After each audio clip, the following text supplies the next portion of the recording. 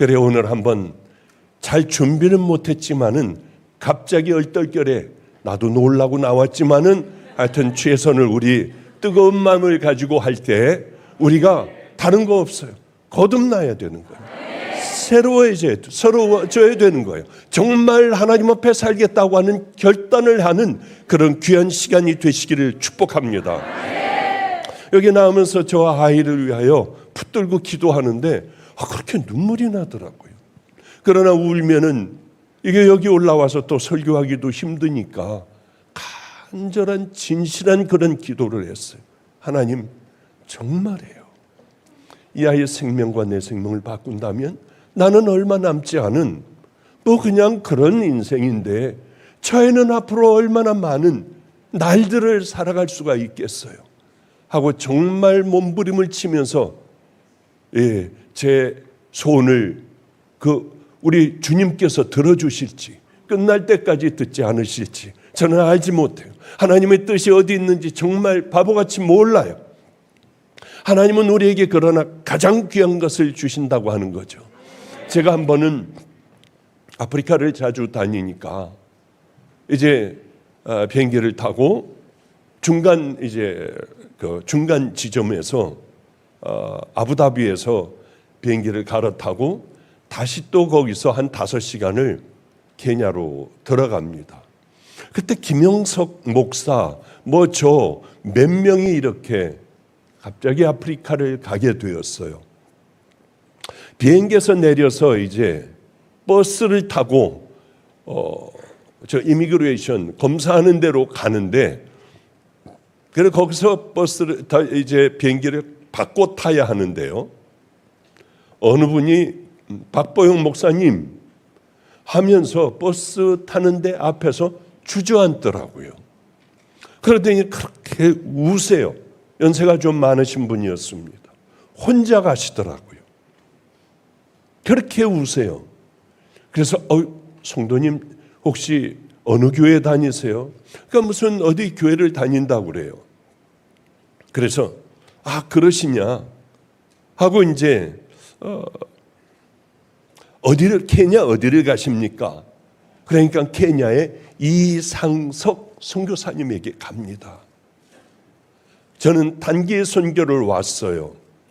근데 왜? 그래서 그분을 모시고 김영석 목사님 이제 다들 그 햄버거 집에 거기 가서 앉아서 비행기 탈 시간을 또 공항에서 기다려야 하니까요. 한 3-4시간을 기다려야 하니까.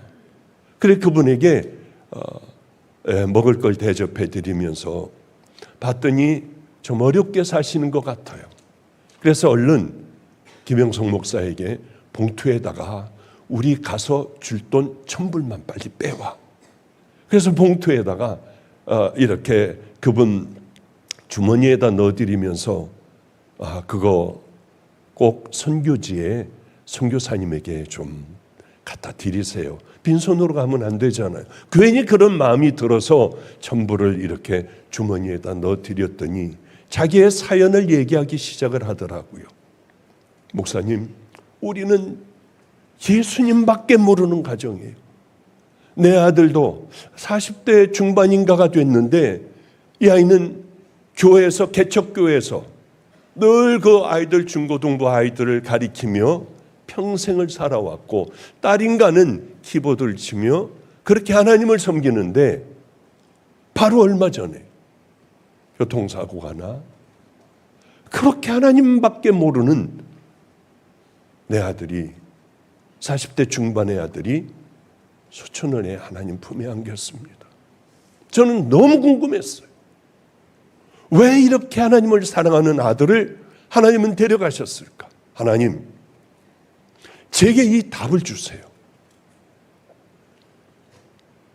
제가 혹시 박보영 목사님을 만날 수 있게 되면 그 답을 저에게 달라고 하나님 앞에 그렇게 기도했는데 비행기에서 내렸는데 제가 있더래요. 그러니까 이 성도님은 주저앉아 버린 거예요. 주저앉아 울고 있더라고요. 저를 보더니. 그래서 잘 모시고 그렇게 갔는데 이제 같이 이제 케냐까지 또 내렸어요. 그래서 제가 잘 모시고 가느라고 뭐 이렇게 하는데 세상에 그분 보고 그냥 나가래요. 그때 한참 짐을 뒤지기 시작했는데 저도 그 뒤를 따라가니까 그냥 나오게 됐는데 짐이 이제 나왔는데요. 짐 앞에서 또 엎드려서 앉아서 그렇게 이 짐을 붙들고 우시더라고요. 성도님, 왜 짐을 붙들고 우세요? 목사님, 이 짐 캐리어에 이걸 보래요. 멀쩡한 캐리어에 멀쩡히 손잡이가 있었어요. 플라스틱으로 된 손잡이요. 이게 뭐가 잘못됐나요? 이 손잡이는 부러졌어요. 그래서 아들이 죽기 전에, 바로 전에 어머니 아프리카 갔다 오실 테니까 여기를 붕대로 내가 다 묶어드릴게요 해서 붕대로 찬찬히 다 감아줬대요.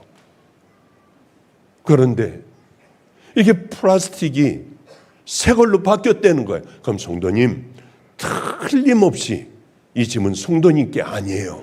갖다 다시 올려놓으세요. 내 거라는 거예요. 아니에요. 성도님 걸 제가 찾아드릴 테니까 이거 아니니까 갖다 놓으세요. 내 거예요. 내 거 보면 몰라요? 그럼 열어다도 보시죠. 열어보더니 이거 다 내 거예요. 그러시더라고요. 그래, 우리 아들은 왜 죽었니요? 그걸 제가 어떻게 알아요?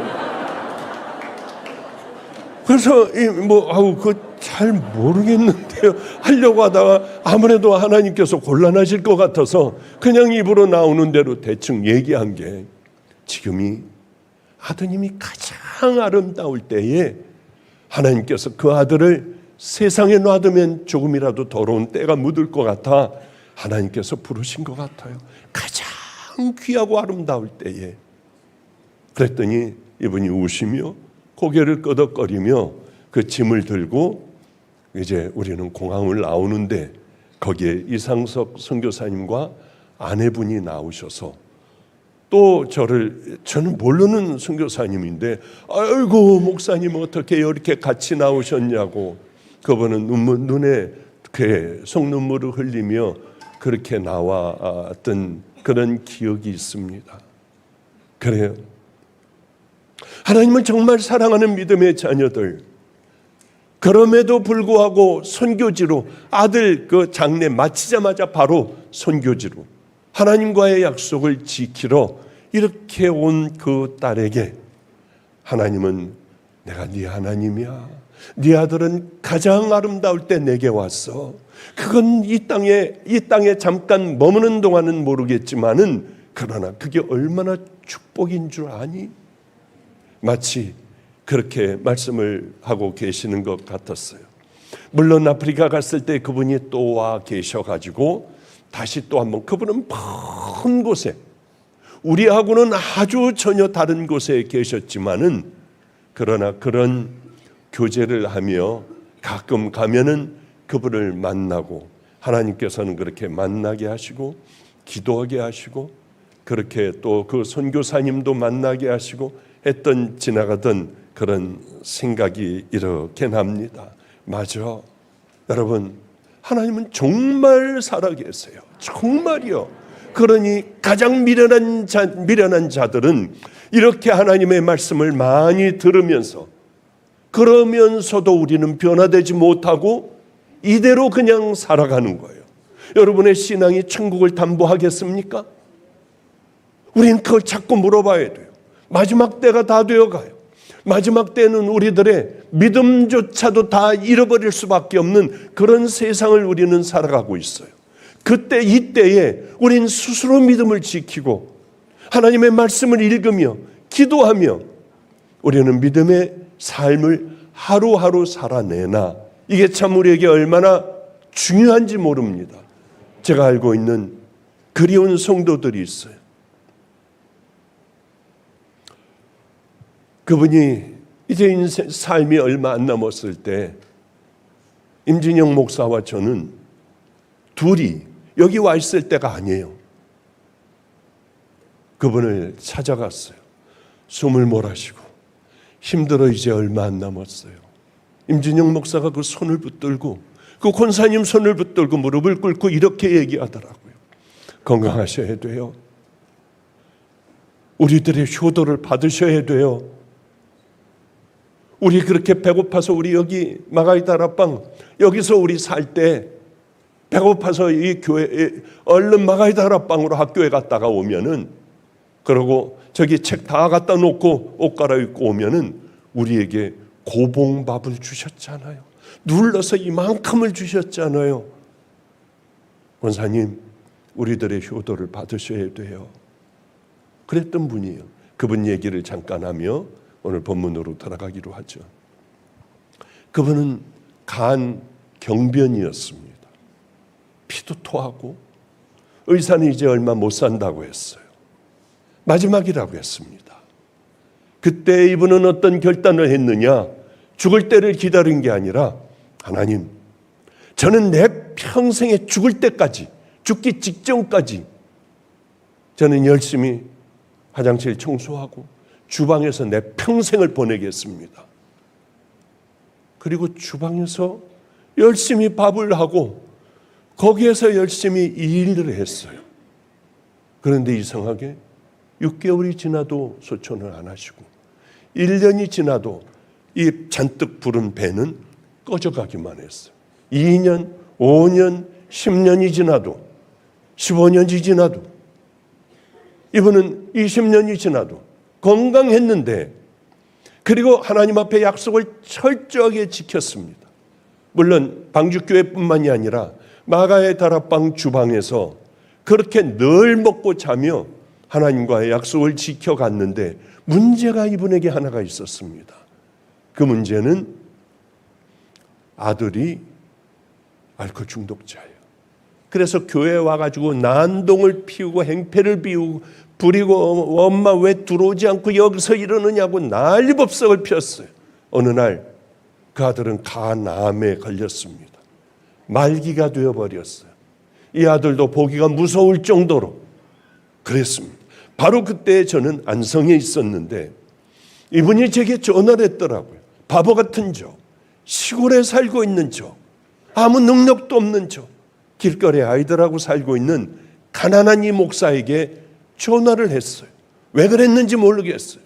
목사님, 내 아들이 죽어가는데 내 아들 와서 한 번만 기도해 줄 수 있어요? 자꾸 기도할 때마다 그 생각이 나요.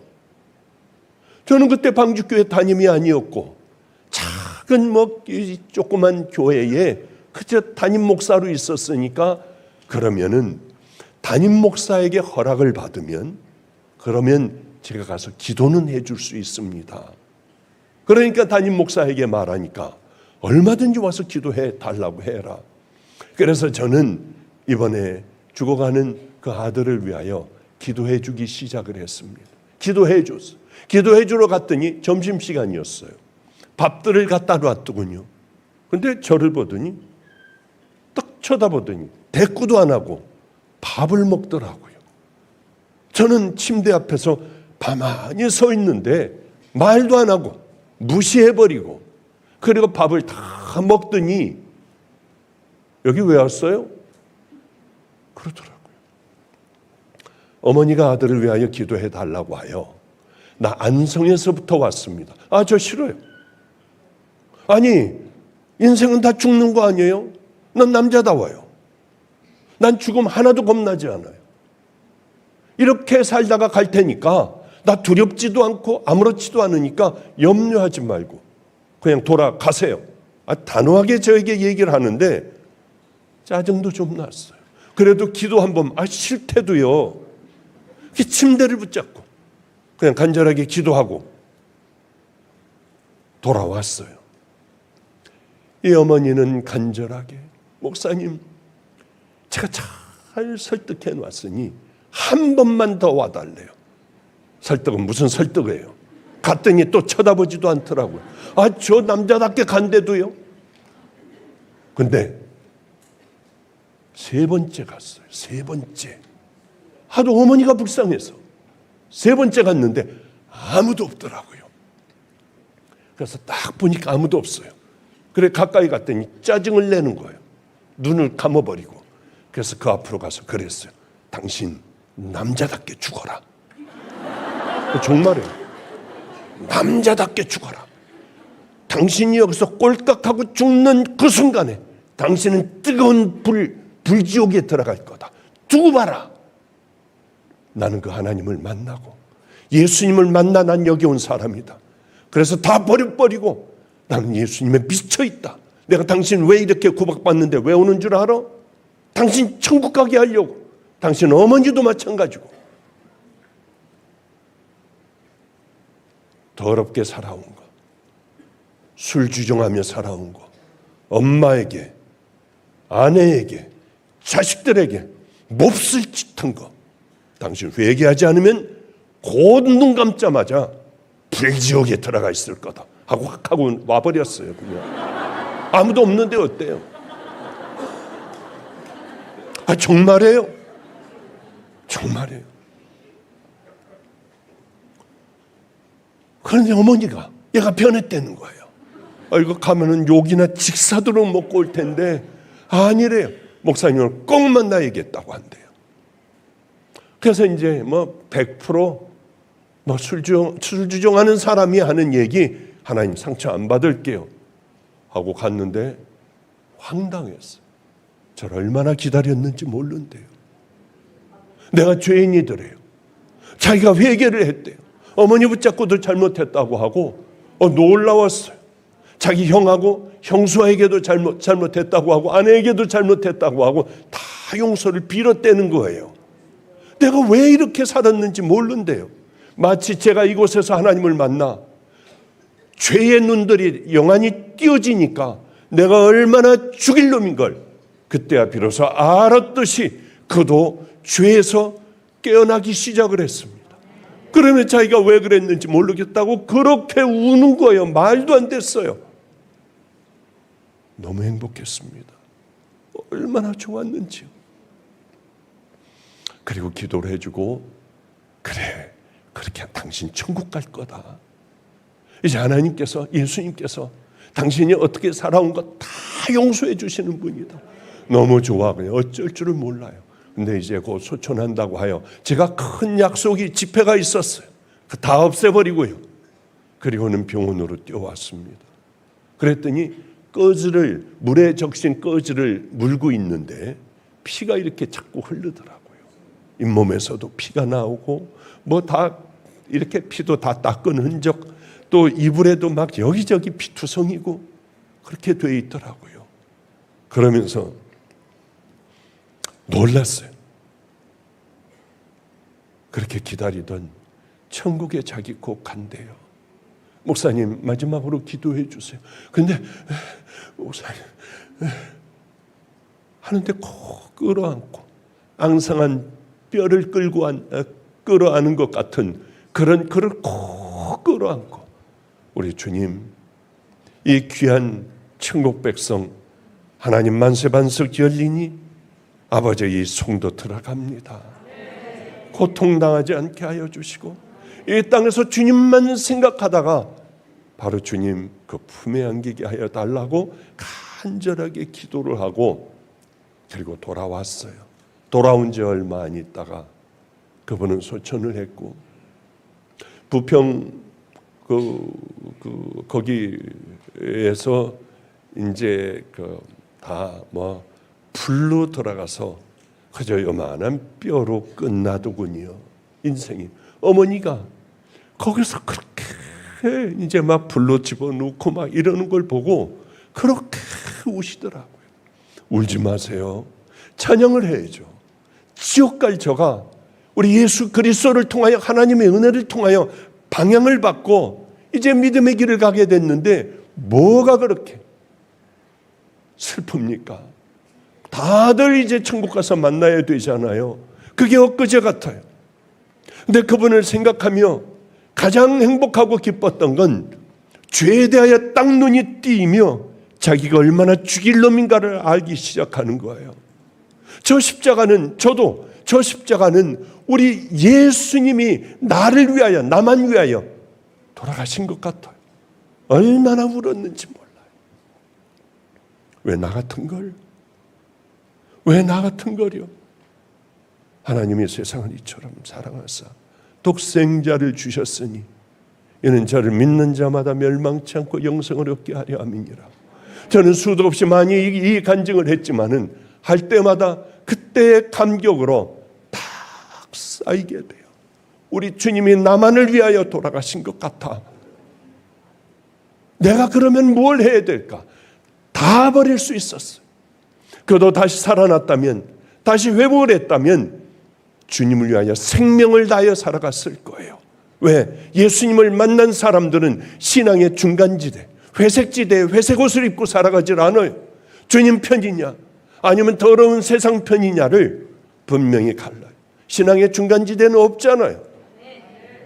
금송아지 편이면 가야 돼요. 모세도 그렇게 얘기하잖아요. 금송아지 편인 자들은 다 가라. 여기 남을 필요가 없다고 하는 거예요. 다 가지 않습니까? 그리고 여호와의 편은 다 이리로 와라. 나와 내 집은 여호와를 섬기리라. 그렇습니다. 여러분, 가장 비참한 건, 바보 같은 건 신앙의 회색지대, 지옥 갈 바로 그 회색지대에 거기 있는 거예요. 우린 죄에 대한 눈들이 띄어져야 합니다. 이번 집회, 마지막 집회에 여러분의 모든 죄의 눈들이 띄어져 내가 누구인지를 알고 무엇을 해야 할지 여러분 다 깨닫는 은혜의 시간 되시기를 축복합니다. 가끔가다 옛날 생각이 나요.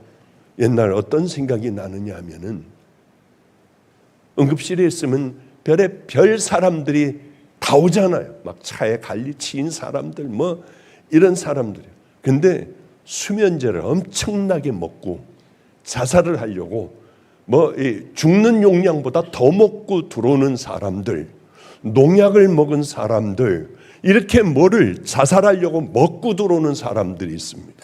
그때는 손발이 떨리도록 비상이에요, 비상. 오자마자 먼저 막 튜브 다 갖다 집어넣어놓고 여기에다가 물을 붓는 거예요. 그냥 막 다 부어가지고 위에 있는 거 빨리 세척을 해내야 돼요. 이건 1초가 급해요.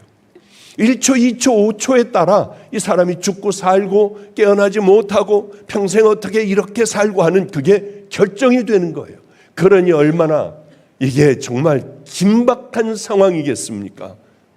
그리고는 1번이 먼저 소독을 해야 돼요. 왜? 넘어가거나 흡수가 되면 살아나기가 어렵잖아요.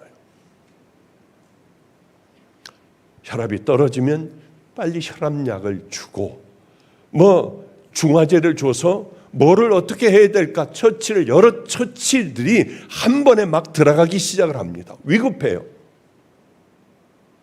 죄도 똑같잖아요. 들어와 우리가 꿀꺽해버리면은 죄는 우리 안에 자리를 잡아버리잖아요. 얼마나 많은 죄들, 분노서부터 상처 주는 것서부터 얼마나 많은 거짓된 거, 위선되고 음란, 별의 별놈의 죄, 불신앙의 죄, 불순종의 죄들, 이런 것들이 우리 안에 얼마나 많이 자리를 잡고 아예 쳐다보지도 않고 쟁여놓은 채로 교회 가서 예배 보고 은혜 받았다고 하고 집으로 돌아가고 내 삶은 동일하게 오래 굳어져 버려. 아재 우리 마음에 딱딱 쟁여져. 죄 가운데 있는 사람들이 얼마나 많아요. 그러면서 양심의 가책도 찔림도 없이 신앙의 찔림도 없이 설교 그렇게 듣고 이건 내가 아니라고 생각을 하며 몇십 년을 그렇게 살다가 결국은 주님 앞에 가게 될 때 많은 사람이 그랬어요. 나 천국 가요? 제 옷을 붙잡고 놓지를 않아요. 그걸 제가 어떻게 아냐고요. 본인이 할 거 아니에요. 이건 누가 해결해 줄 수도 없어요.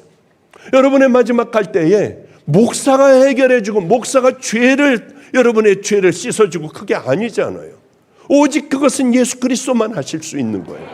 여러분이 일상생활을 어떻게 살아가느냐 참 무섭고 중요한 얘기인데 우리는 이것을 그저 보통으로 여겨요. 이게 얼마나 안타까운 일이에요. 빨리 손을 쓰지 않으면 우리의 영적으로 우리는 죽어갈 수밖에 없어요. 그 죄로 인하여 아무리 하나님 앞에 와서 여러분들이 은혜를 받으려고 애를 써도 그저 무감동, 무감각. 그저 남들은 은혜를 이렇게 받는데 왜 나는 안 될까? 이런 답답한 마음으로 살아가는 얼마나 많은 사람들이 있느냐는 거예요. 그래요. 빨리 죄를 벗어내야 돼요. 여러분 한번 생각해 보세요. 이 농약 먹은 사람이요. 농약을 먹은 사람이 또 먹겠어요? 아니, 수면제 다량 먹은 사람이 줄줄이 구멍도 뚫고 뭐하고 난리가 나요. 이 사람이 또 먹겠어요? 농약 먹어서 여기가 다 그냥 녹아내린 사람, 장으로 다시 엮어놓은 사람, 이 사람이 또 농약을 먹겠습니까? 아니에요. 죄가 이와 같다고 하는 거죠. 우린 또 삼키고 또 삼키고 하며 죄들이 우리 안에 가득해요. 그런데 이미 만성이 되어 우리가 어떤 죄를 저지르고 있는지도 모르고 우리 안에 어떤 죄가 있는지도 모르고 살아가는 이 시대예요. 죄를 지적하여 토해내게 하고 끄집어내게 하는 그런 설교를 저는 여기저기 듣지만은요 찾을 수가 없더라고요. 왜 그럴까? 마지막이라서 이렇구나. 마지막 때에는 다들 굳어져 버려요. 습관이 돼버려요. 사단이 우리에게 주는 그 가장 강력한 공격이 뭔 줄 압니까? 벌거벗고 여러분 앞에 나오는 거. 그건 다 이길 수 있어요. 대놓고 어떤 죄를 지게 하는 거. 우린 다 이길 수 있어요. 그러나 가장 무서운 죄, 예배도 굳어진 채로 드리게 하는 거예요. 기도도 딴 생각하며 얼마든지 굳어진 채로. 죄도 굳어져 버려요. 너무 놀란 경우가 많아요. 아니, 하나님 두렵지 않았어요? 그 오랜 세월을 당신이 그렇게 죄 가운데 있었다면 당신 두렵지 않았느냐? 아니요. 처음엔 죽는 줄 알았어요. 그런데 세월이 흐르며 아무렇지도 않았어요. 그분들 죽을 때 여기가 안 돼요. 목사님, 여기가 안 돼요. 여기가 안 되는데 어떻게 해야 돼요? 그걸 저는 어떻게 할 수 있는 것입니까? 아니에요. 스스로가 해결해야만 해요. 내 마지막까지 그렇게 하시고 끝나더라고요. 참 마음이 너무나도 아팠어요. 왜 그럴까? 여러분, 가장 귀한 방법이 하나가 있어요. 이 방법을 얘기를 할게요. 뭐냐 하면은 내가 남을 자꾸 이제 상처를 준다고 해봐요.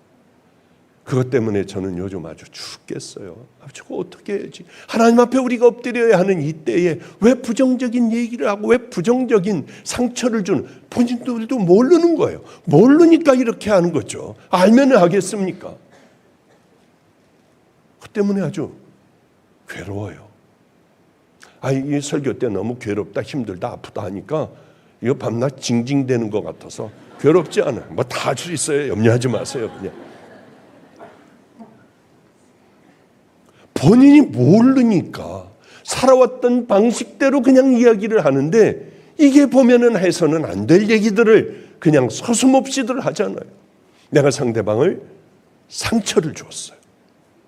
그러면은요, 이놈의 버르장머리를 좀 고쳐놓으려면 다리 몽댕이를 부러뜨려야 돼. 어떻게 해야 되느냐? 자존심이 상해서 못하지만 잘못했다고 하는 거예요. 내가 또 이 잘못을 저질렀다. 나 한 번만 용서해달라. 한 번만 내가 용서해달라. 이놈의 무슨 개도 안 물어갈 자존심이 그렇게 커가지고 그것만큼은 못하고, 아니 왜 이렇게 살아가는지요. 확 바꿔버리는 거예요. 사단들이 나를 놓고 도망을 갈 수 있도록 더러운 시간을 거룩한 시간으로 확 다 바꿔버리고요. 확 다 줘버리고 나눠줘버리고, 가난한 사람들에게 나눠줘버리고, 병든 사람에게 나눠줘버리고, 미운 사람에게 어려울 때는 가서 다 도와주고요. 확 다 바꿔버리는 거예요. 다른 사람의 삶을 살아가는 겁니다. 성령님은 우리와 함께 하여 주세요. 이렇게 우리 마음이 열쇠를 가지고 있습니다. 그래, 내가 그럼 오른편에 열쇠를 열어야지. 성령님은 내 편이 돼요. 그래, 저편의 열쇠를 열어줘야지. 우리는 악에 끌려 살아가요. 마귀에 끌려 살아가요. 우리의 삶을 다 바꿔나가는 지혜로운 여러분들 되시기를 축복합니다.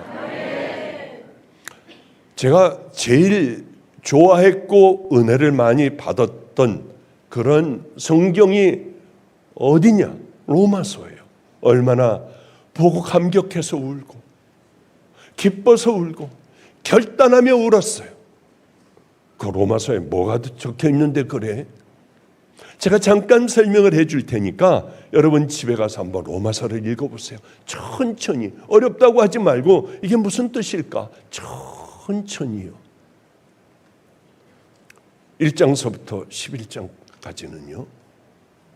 인간이 어떻게 구원받는가? 기가 막혀요. 누구도 그 어떤 사람들도 교수들도 이거를 부정 못해요. 전적인 하나님의 은혜예요. 우리가 의로워서 우리가 구원받는 거 하나도 없어요. 우리가 착하게 살고 우리의 의지로 뭘 해가지고 우리가 구원받는 건 제로예요. 제로.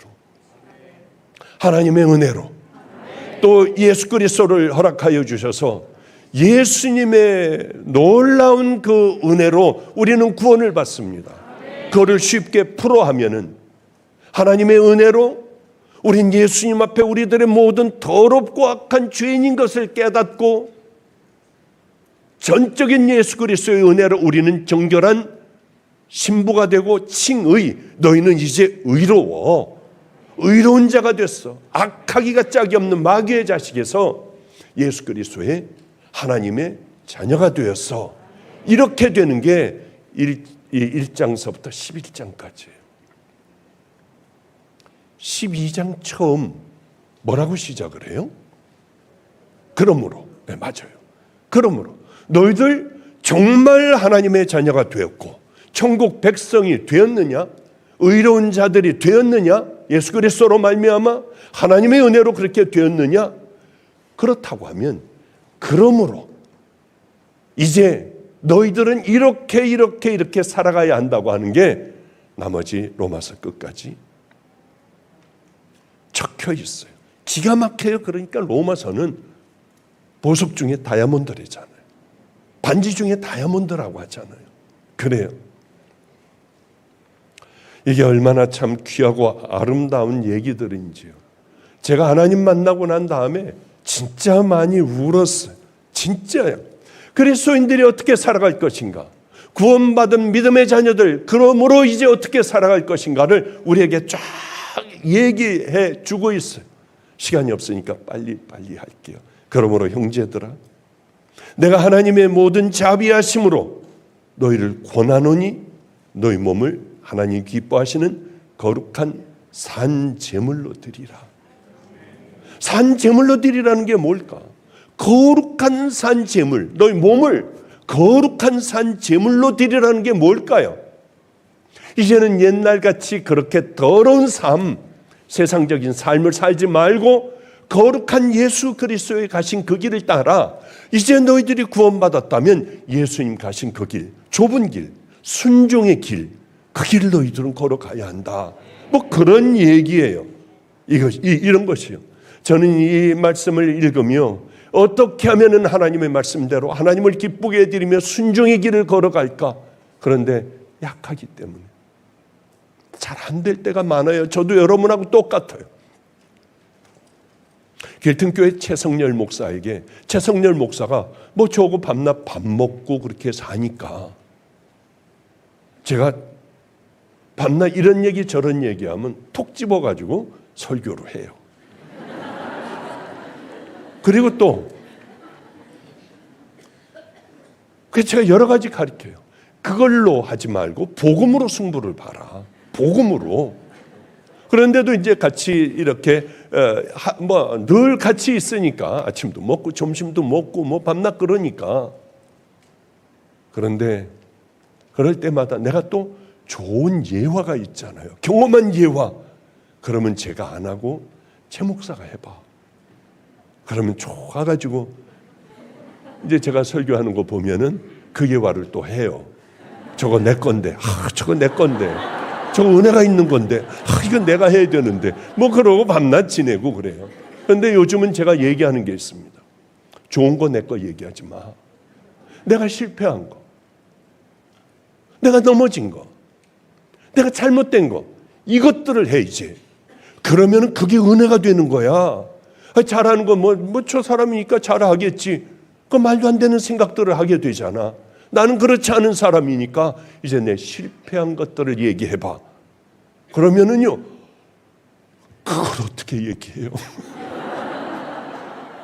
뭔 죄가 그렇게 큰 죄를 졌다고 그걸 어떻게 얘기를 하냐? 그렇게 우리는 약한 사람들이에요.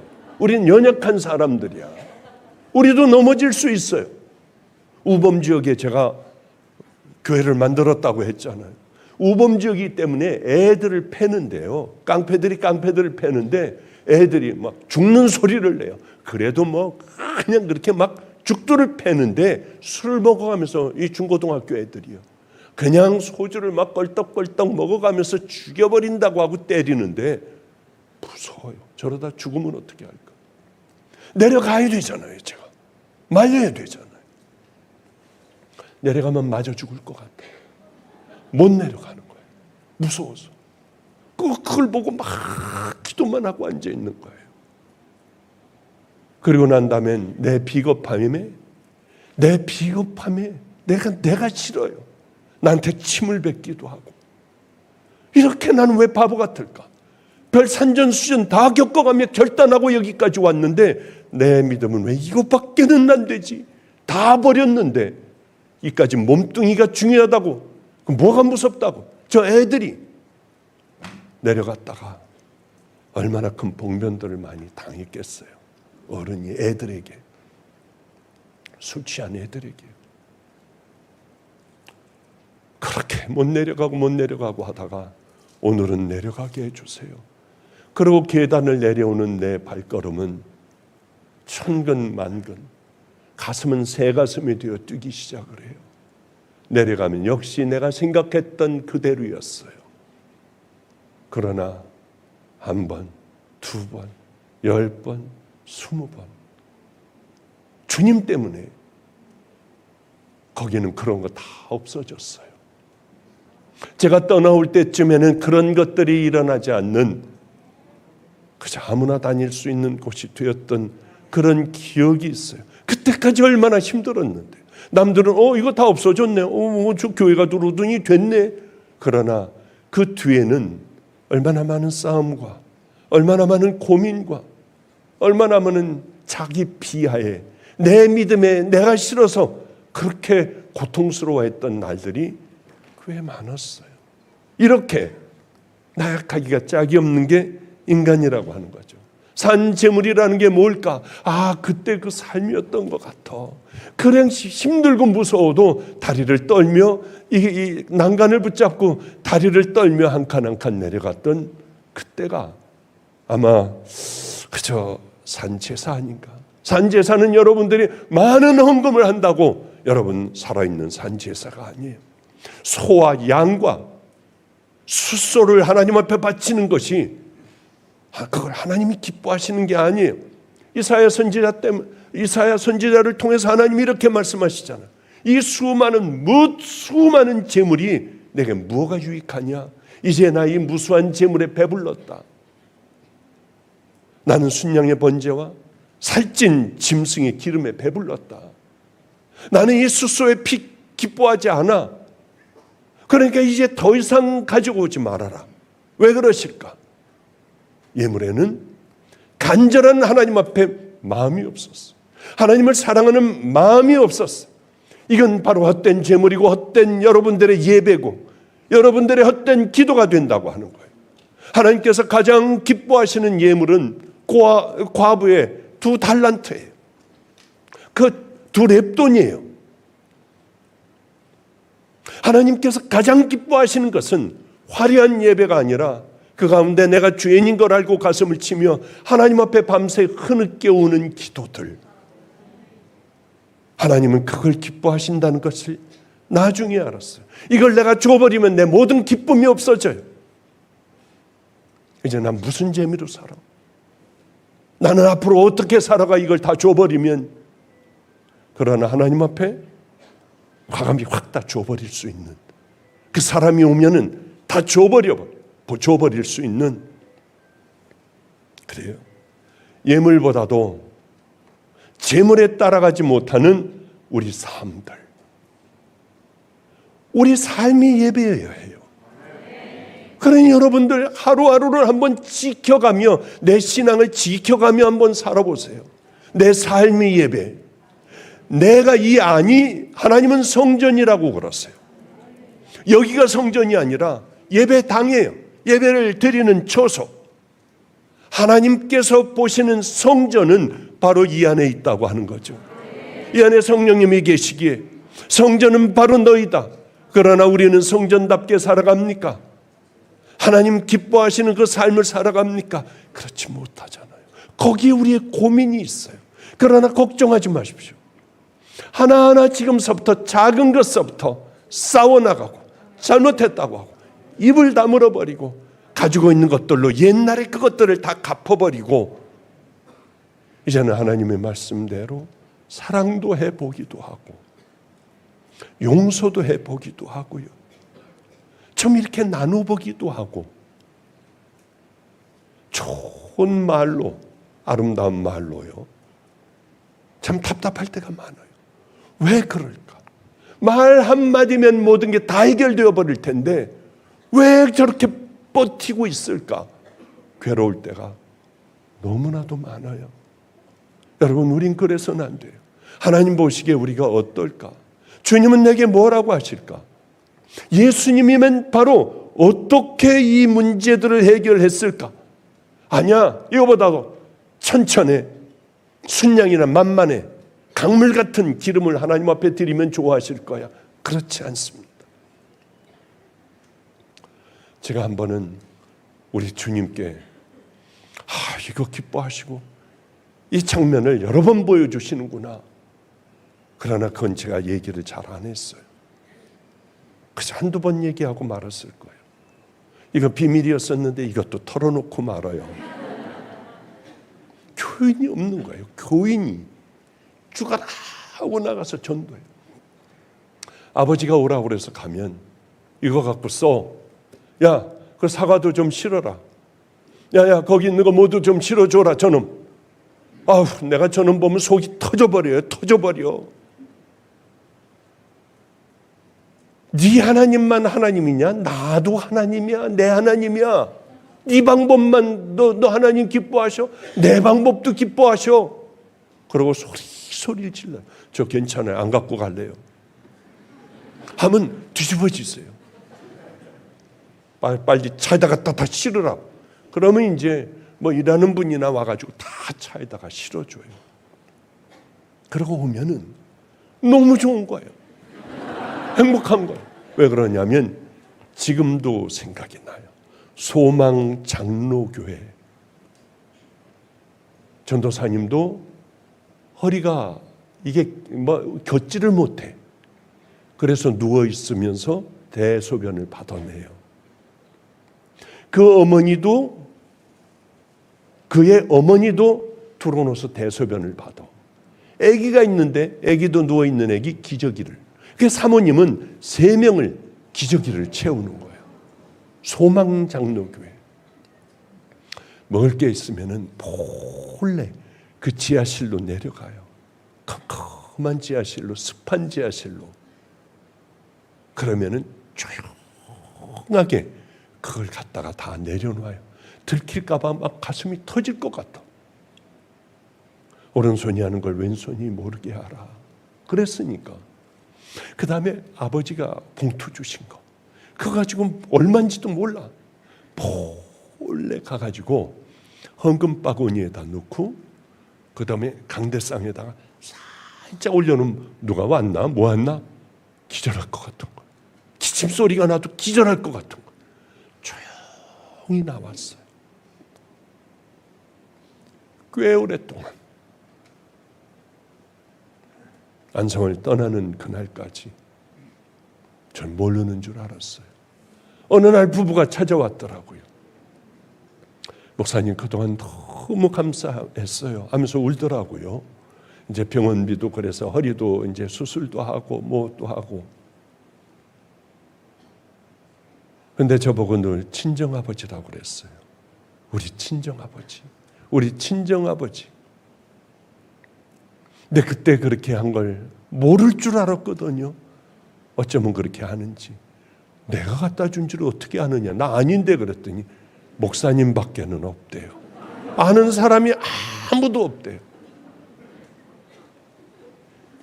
그때 하나님께서 그저 별 볼 일 없는 거지만 하나님은 제일 크게 보시는 것 중에 하나. 너는 배고프며 그거 가지고 너도 삶을 살아가야 하는데 너는 다 소망장로교 강원도 어디로 갔다고 하는 얘기는 희미하게 제가 한번 들은 적이 있는 것 같아요. 이 설교를 들으면 꼭 마가의 다락방에 한번 연락을 해줬으면 참 좋겠어요. 그때 참 좋았는데 나는 만나면은 다른 얘기 하려고 하는 게 아니라 당신 때문에 나 여기까지 올 수 있었다. 당신의 그 교회가 없었다면 나는 하나님께 칭찬받을 일이 무엇이뇨? 아무것도 없었다. 당신은 내 은인이었다. 그렇게 좀 꼭 얘기해 주고 싶었어요. 우리는 우리의 삶을 그때는 단호하게 그렇게 하려고 했어요.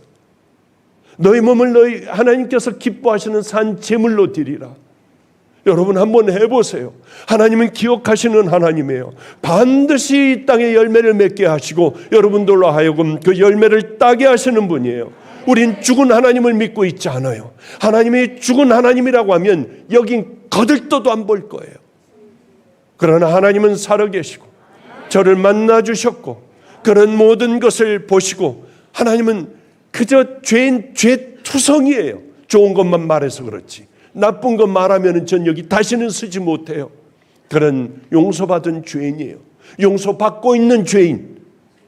그러나 하나님은 그 죄보다 회개하는 죄보다 더 크게 보시는 게 우리들이 오른손이 한 것을 왼손이 모르게 하며 꼭 한마디 해주고 싶은 것을 꼭 참으며 다 사람들이 신발을 가져가 어제 산 신발도 없어서 맨발로 내려가는 그 모습 하나님은 얼마나 귀하게 보시는 줄 알아요.